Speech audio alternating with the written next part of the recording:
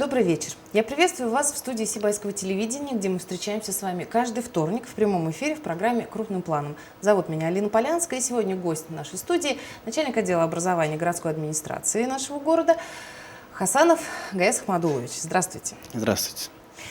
Гаес Ахмадулович, сразу с места в карьер. Хочу сказать, что сегодня будет очень много горячих вопросов, поскольку тема образования, школ, детских садов и прочего всегда волнует. У нас, у каждого второго есть, да, либо школьник, либо детсадовец, ребенок. Я лишь хочу напомнить нашим телезрителям, что это прямой эфир, вы можете позвонить и задать свой вопрос. Телефоны редакции уже активированы, 514-94 и 514-95, звоните. В самом начале сразу горячий вопрос. 12-я школа. Наболевшая тема, набившая оскомину, может быть. Вот говорят, что ученики 12-й школы буквально разносят 13-й лицей, Ирандык и гимназию. Вы как-то мониторите эту ситуацию? Да, действительно, в связи с тем, что в 12-й школе проводится капитальный ремонт, учащиеся данной школы обучаются в соседних школах. Это гимназия, лицей Ирандык и башкирский лицей имени Рамазана Мутбаева. Ну, конечно же, каждый день мы с руководителями данных учреждений, и всех 4 учреждений, ведем работу, мониторим. И смею доложить, что как-то то, что учащиеся 12-й школы рушат соседние школы, это неправильно. Неправильно. Есть четкое понимание со стороны администрации школ, работа классных руководителей, предметных учителей, соответственные приказы руководителей данных школ, учреждений подписаны. Все знают, и, конечно, ведется огромная работа по разъяснительной работе с родителями. Я благодарен в первую очередь всей администрации, всему коллективу данных школ, в частности 12-й школы и родителям, за то понимание того, что вот мы начали ремонтные работы, это капитальное строительство. Надо сказать, что с 2011 года мы теребили и правительство нашей республики о том, что необходимы средства для капитальных ремонтов наших учреждений образования. Ведь посмотрите, когда я еще заступил на должность начальника отдела образования, аховая ситуация по республике была именно в городе Сибае. 50% детских садов были закрыты. Из 24 функционировали только 12. А ведь в основном у нас школы 60-х, 70-х годов постройки. И, конечно, спустя 20-25 лет возникают вопросы. И у нас вот надзорные органы, предписания, я постоянно докладываю главе администрации, более 100 миллионов предписаний с надзорных органов. Поэтому работа должна вестись, и эта работа ведется. Ежегодно местной администрации выделяются средства, но, к сожалению, эти средства недостаточно. Но могу заверить, что администрация обращается, правительство нашей республики выходит с заявками, просьбами о финансировании, о дополнительном финансировании наших учреждений. Допустим, могу привести пример. В этом году путем ходатайства администрации мы провели ремонт в детском саде Акбузат, полностью кровлю. 7-я школа полностью кровлю. И здесь проработали, конечно, наши строители. Спасибо им, это организация Оптима-С и Горстрой. Вовремя, в сроки мы данную проблему решили. По 12-й школе, конечно, посложнее обстоят дела. Тут огромные финансовые были задействованы. Затраты. 23 миллиона было выделено, но хочу пояснить, эти деньги не поступили в Сибай. Это не у нас. Эти деньги вы поступили знаете, подрядчику? что именно вот то, что Башнефть передали республике, появились определенные финансовые средства. Об этом говорил глава республики. Конечно, в первую очередь мы, администрация города Сибая, выступили ходатайством, чтобы какую-то часть выделить городу Сибаю. Потому что есть у нас огромные проекты, которые требуют больших финансов. В связи с этим создался фонд и Республиканское управление капитального строительства, РУКС, заказчиком выступил именно по замене кровли средней школы номер 12. Куда больше еще строительной компании. РУКС занимался именно заказом. И определили подрядчика город Уфа, ООО «Селена». В связи с тем, что определенные трудности, в частности, и по финансированию были, вот работа затянулась. Когда ремонтные работы ведутся, понятное дело, детей мы содержать не можем, поэтому распределили в ближайшие школы. Если мы не сделали бы этот ремонт, пришлось бы, наверное, год-два просто закрыть школу. Без кровли так не бывает. Да, даже так, наверное. А ведь последние годы рядом соседние муниципалитеты, другие даже в городах ведь закрывали школы и детские сады.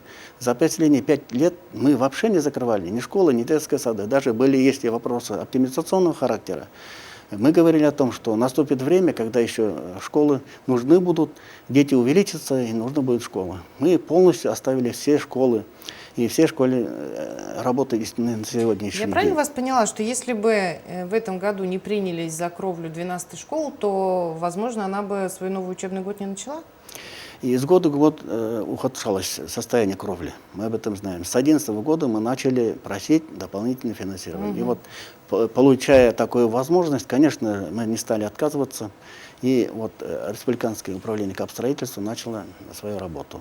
И заверяю вас, после завершения строительных работ, я думаю, что в скорейшее время и как раз и дети, и учителя вернутся в свою родную школу. Остается только потерпеть. Да. Ну, а определенных сроков вы пока назвать не можете. От чего это зависит сейчас?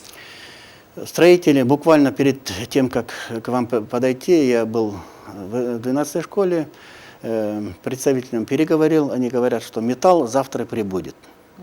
Металлом. А это уже, собственно, непосредственно это само уже покрытие. Полностью закроют кровлю, а внутри они уже завершают, остаются только дополнительные светильники, которые сегодня привезли они, обещают к концу недели они завершить внутри работу полностью. То есть есть надежда, что Новый год ученики и преподаватели 12-й школы встретят в родных стенах? Есть надежда? Есть надежда, и мы надеемся на это тоже, и требуем. Ну что ж, спасибо за такой развернутый ответ. Я напоминаю, телефоны прямого эфира работают 514-94, 514-95. Ну, а мы переходим к следующему. Вот, собственно, в школах и останемся, да? В связи с общей мировой обстановкой, с безопасностью, с терактами последних недель, дней, предпринимаются ли какие-то особые меры по обеспечению безопасности в школах и детсадах? Да, действительно, такие меры необходимы.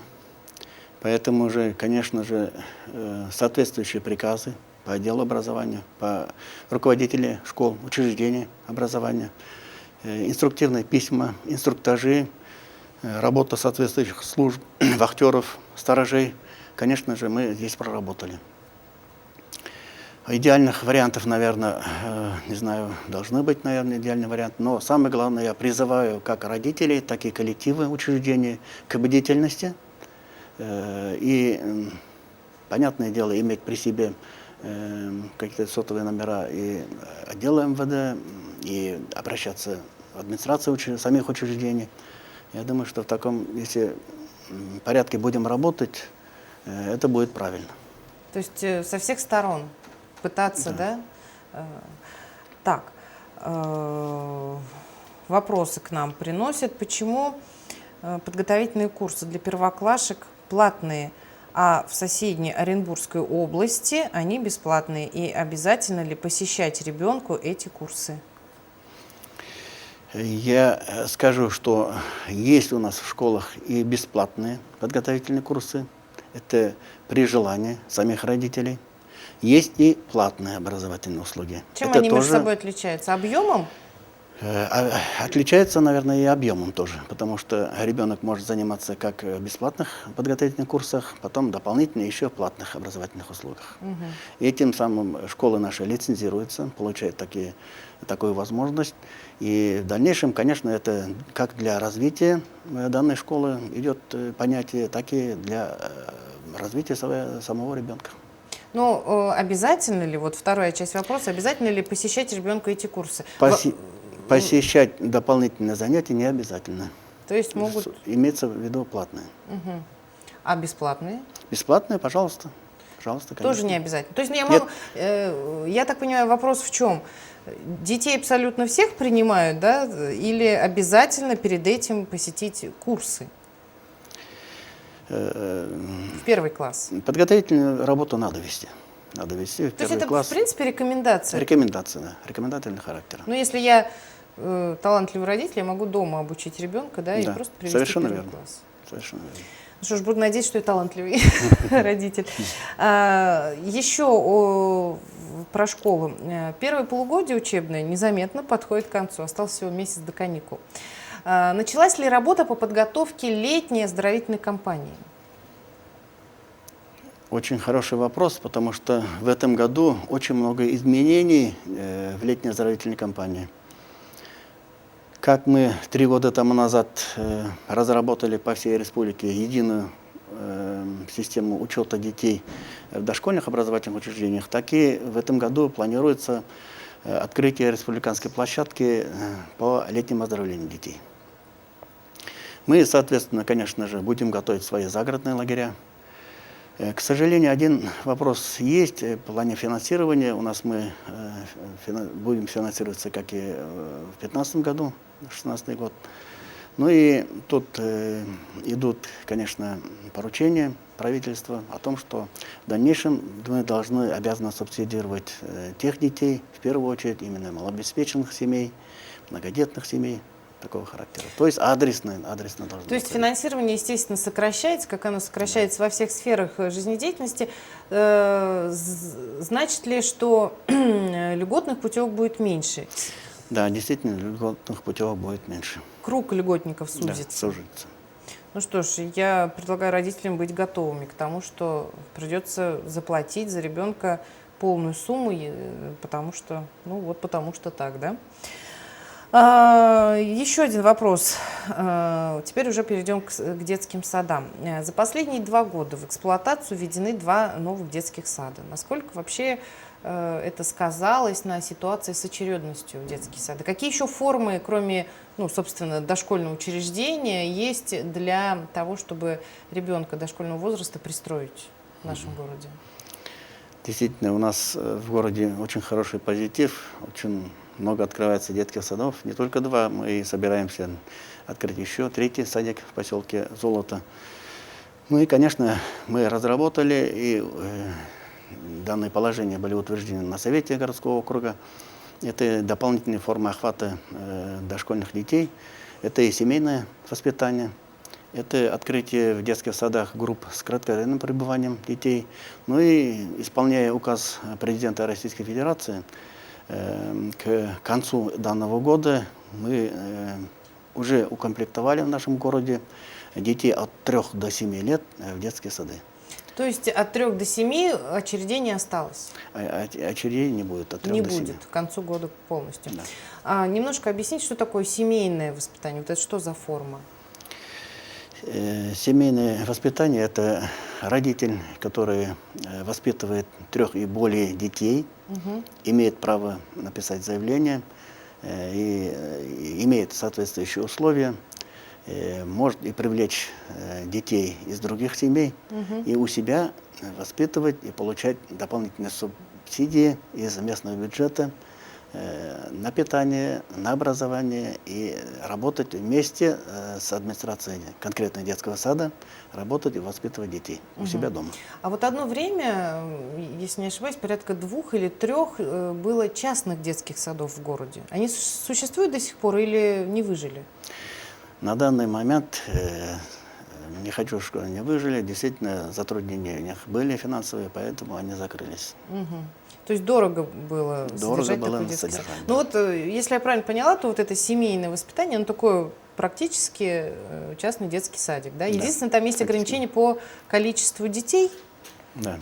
А есть ли необходимость вот такому родителю получать какое-то специальное образование? Ведь детский сад – это не просто игры и кормление, это же и какая-то образовательная программа. Ну и, конечно, рекомендуется, что иметь педагогическое образование. То есть, если у меня нет педагогического образования, но у меня есть большой дом, 4 детей и 3 соседки многодетных, которые хотели бы ко мне, у меня не получится открыть такой детский садик у себя в доме? Мне надо высшее образование или я могу какую-то помощь получить? Ну, там соответствующие требования у нас есть, но при желании, конечно, мы готовы помочь. У нас есть и методическая служба, будем помогать и методическим разработками, и, конечно, будем только сопутствовать открытию. Ну, такая форма хорошо, у нас как бы проработана. А востребована, есть у нас такие группы? Ну, такие городе? группы есть. В городе у нас функционирует 8 семейных групп с охватом детей 3-4. Поэтому имеет место жить данная форма. Имеет место быть, да. А куда обратиться родителям, которые вот только сейчас услышали эту информацию, за дополнительной? Обращаться необходимо в 101 кабинет, методист дошкольного обучения Юнусова Мавлюза Закирьяновна. Хорошо, спасибо. Так, мы продолжаем. Сегодня в городе с рабочим визитом была Эльвира Айткулова, председатель комитета Госсобрания Курултай по образованию, культуре, спорту и молодежной политике. Как оцениваете этот визит, насколько он результативным и плодотворным был? Расскажите немного хотя бы. Ну, визит Эльвиры Ринатовны был обширный маршрут, поэтому я хочу затронуть только именно момент образования. Эльвира Ринатовна является председателем комитета по образованию в Госсобрании Курултая Республики Башкортостан. Поэтому мы не могли упустить этот момент. Пригласили лицей номер 9 и хотим создать в Сибае сеть технопарков. Именно как бы проектом мы выступаем и надеемся на дальнейшую господдержку со стороны правительства Республики Башкортостан. Ведь на августовском республиканском совещании Рустам Закиевич говорил, что необходимо создавать при школах в республике вот такие технопарки. У нас такие задатки есть. Спасибо, конечно, нашим руководителям-новаторам. Это в детских садах «Сказка» Фаттахова Наталья Алексеевна, в детском саду «Курай» Гузален Баян Халисова, в лице номер 9. Ну, я и думаю, что и другие руководители поддерживают этот почин.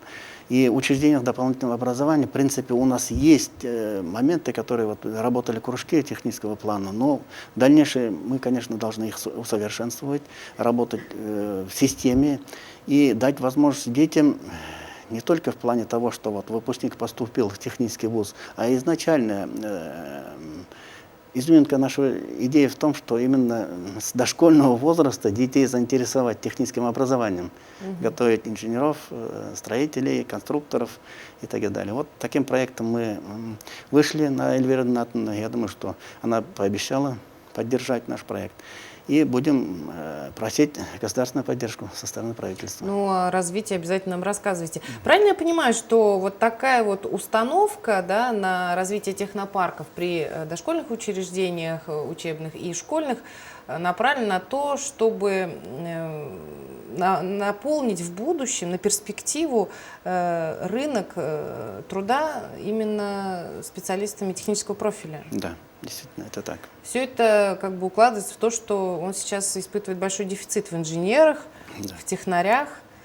Ну что ж, наполним технарями, потом понадобится физиков будет достаточно, понадобится лирики. Будем открывать литературные кружки. Еще раз про садики. Существуют ли льготные условия приема в детский сад для детей из многодетных семей? Ну, я вернусь, наверное, сперва к предыдущему вопросу. Не только для технического прогресса, для того, чтобы заинтересовать теперь ребенка именно техническим прогрессом, нужны финансы, нужны дополнительные финансы, поэтому мы на это и упираемся. А так-то у нас есть программа по отделу образования «Одаренные дети», где мы охватываем все стороны деятельности, все профессии нам нужны. То есть мы воспитываем и физиков, да, и лириков. А то, что касается по многодетным семьям, да, действительно, по утвержденному положению о комплектовании в детские сады дети из многодетных семей имеют определенные льготы. Имеют льготы. Вот про очередность в детские сады. Насколько я знаю, существует законопроект. Пока это всего лишь рекомендация, да, но, возможно, в скором времени этот закон станет законом, этот законопроект, и обретет силу, чтобы в детские сады принимать детей с 3 лет. На ваш взгляд, Есть ли такая необходимость? Неужели полуторагодовалые дети еще не готовы к детскому саду? Или это в связи с нехваткой мест? На данный момент, с момента рождения ребенка, мы говорим от 0 лет до 3 лет, в нашем городе состоит на учете около 2000 детей. Наверное, социальная сторона здесь играет смысл, что после, значит, 1,5 лет ребенка уже родители обращаются к нам, чтобы дать им возможность, чтобы дети ходили в детские сады, и тем самым они вышли на работу. Что говорят психологи по этому поводу? Да. И, может быть, и в дальнейшем, наверное, вот эта динамика, наверное, и будет существовать. А проект закона о том, что с 3 только брать детей в детские сады от 3 лет, это пока действительно как проект и остается, данного закона нет. Будет закон, будем дальше жить и работать. Давайте посмотрим. порассуждаем с вами, просто порассуждаем. Вот меня отдали в детский сад 9 марта. 8 марта год исполнился, и прям 9 меня отправили в детский сад. С года я хожу. Ну ничего, здоровая, умная, красивая, скромная. Сейчас все больше психологи говорят, что до 3 лет ребенок должен находиться рядом с мамой. Лично вы, как педагог, как считаете? Тяжелый вопрос. Действительно, очень много мнений, разных мнений.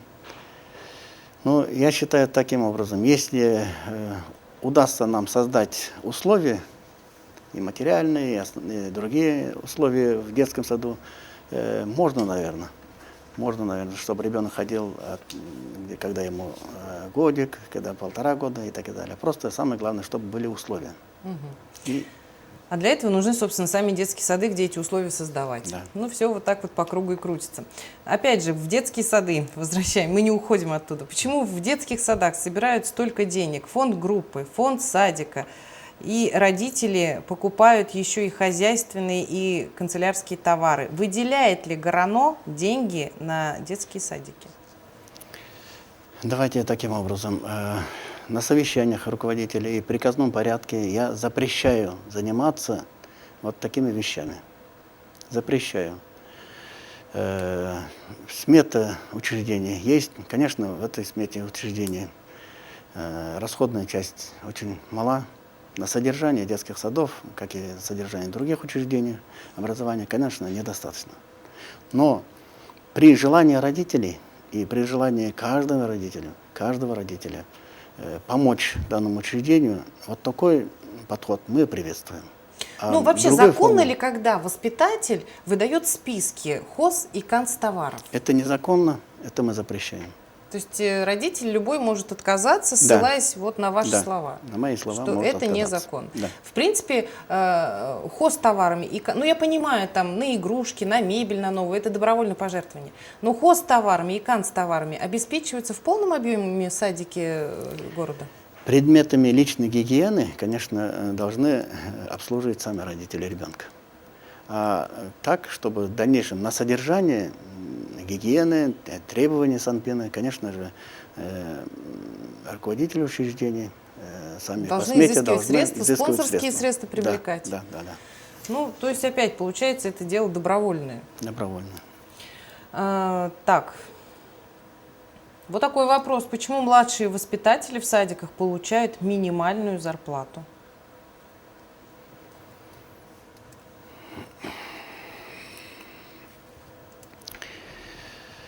Вы сами знаете, какая зарплата у младших воспитателей? Действительно, я знаю, что в детских садах было увеличение заработной платы воспитателям. Это по указу президента. В школах было повышение заработной платы учителей, педагогов, предметников. Но, к сожалению, действительно у нас остается часть, так скажем, административно-хозяйственного персонала, который пока что действительно о повышении заработной платы пока не идет речи. Это, в принципе, прерогатива не отдела образования, Федерального бюджета? Республиканского? Нет, я имею в виду муниципального бюджета. Мы, конечно, ситуацию и учредители все об этом знают, но будем ждать, будем позитивно жить и работать. Пока что заработная плата действительно вот такая, которая Оставляет и желать есть. лучшего. Да, желать лучшего. У нас очень много острых вопросов, времени очень мало. Давайте попробуем как-то очень быстро ответить на них. Почему учеников 9 классов готовят к экзаменам ОГЭ платно? ЕГЭ вот здесь написано. Но в 9 классе сдают ОГЭ, правильно? ОГЭ сдают. Да, ОГЭ платно. Ведь по закону учителя должны заниматься с учениками бесплатно 2 часа в неделю. На счет того, что платно готовятся, наверное, родители сами они договариваются с кем-то, чтобы они готовили к ОГЭ. Я об этом даже не знаю. Ну а действительно администрация школ и учителя предметики готовят к ОГЭ и готовят к ЕГЭ. И совершенно бесплатно. Бесплатно, Да. в рамках закона. В рамках закона. Но если, вот, уважаемые телезрители, к сожалению, не подписались, есть такая проблема, как платные незаконные взимания, то я думаю, что стоит обратиться непосредственно в отдел образования и на месте уже решать. Почему в школах не ведутся бесплатные факультативные занятия? К сожалению, действительно это так. Как раньше у нас были индивидуальные консультации, кружки по Факультативы интересам, факультативы, к сожалению, уже с республиканского бюджета не финансируется школа. То есть это не финансируется, это не оплачивается учителям, соответственно, они и не выполняют этот объем. Да. Ну что ж, понятно. Почему вы, Гаяз Ахмадулович, не присутствуете на школьных собраниях? К вам очень много вопросов. Вот это уже, наверное, пожелание. Пожелание, включить. хорошо, я полностью солидарен, принимаю во внимание. Если пригласят и администрация школы, или председателя родительских комитетов, пожалуйста, обязательно буду. Кстати, того, да. что не бывает, это неверно. Я бываю. В основном, где проблемные моменты, когда какие-то конкретные вопросы надо решать, я присутствую в родительских собраниях. Мне кажется, в последние несколько месяцев вы, наверное, курсируете между 4 школами: 12-я, Ирандык, гимназия и лицей Рамазана Минбаева. Увы и ах, время подходит к концу. Уважаемые телезрители, не все вопросы, подготовленные и заданные вами, я сумела задать в рамках эфира, но вам обещаю, что мы все их передадим нашему гостю. И в рамках уже информационной программы «Новости», которая выходит ежедневно в 19:00 на канале СТВ, РЕН-ТВ, обязательно вы эти ответы получите. Ваши пожелания перед Новым годом? Перед Новым больше позитива, чтобы негатива у нас совсем не было. С наступающим. И, кстати, мы все готовы уже к новогодним карнавальным моментам. Мы направляем детей на елку в Кремль и на главу республики. То, что организация пошла у нас в городе на елку главы, мы тоже организационные моменты это делаем. 3 декабря первая елка это для детей-инвалидов, организована отделом образования. И в этом году впервые мы для детей из малообеспеченных многодетных семей постараемся по отделу образования на базе Центра детского творчества провести вот такой карнавал елки и приглашаем детей. Спасибо вам большое за то, что пришли к нам. Ожидаю все-таки горячие вопросы. Ну и встретимся с вами снова уже в новом году.